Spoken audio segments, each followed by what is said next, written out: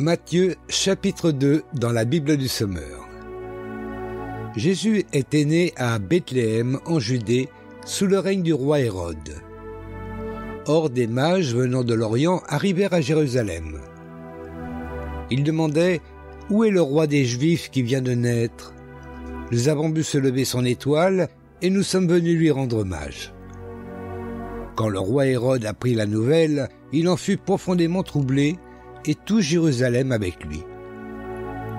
Il convoqua tous les chefs des prêtres et les spécialistes de la loi que comptait son peuple et il leur demanda où devait naître le Messie. « À Bethléem en Judée, lui répondirent-ils, car voici ce que le prophète a écrit.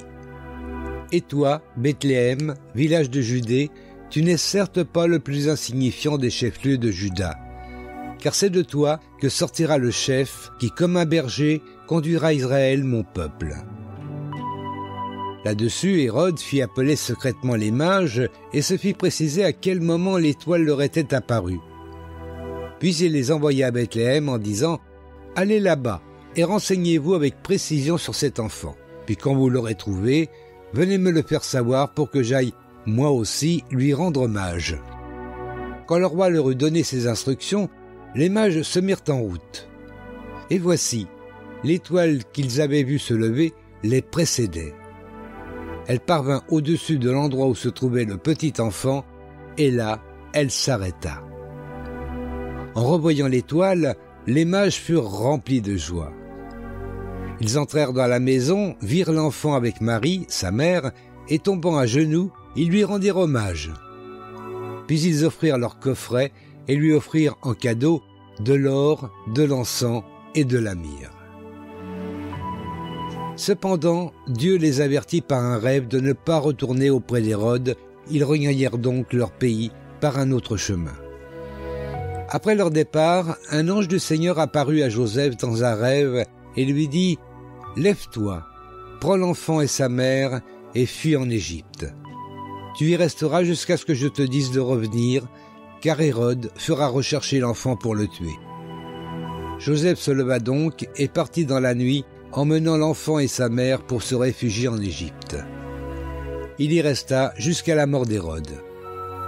Ainsi s'accomplit ce que le Seigneur avait dit par le prophète « J'ai appelé mon fils à sortir d'Égypte. » Quand Hérode s'aperçut que les mages s'étaient moqués de lui, il devint furieux. Il donna l'ordre de tuer à Bethléem et dans les environs tous les garçons en dessous de 2 ans, conformément aux précisions que lui avaient données les mages sur l'époque où l'étoile était apparue. Ainsi s'accomplit la parole transmise par Jérémie, le prophète.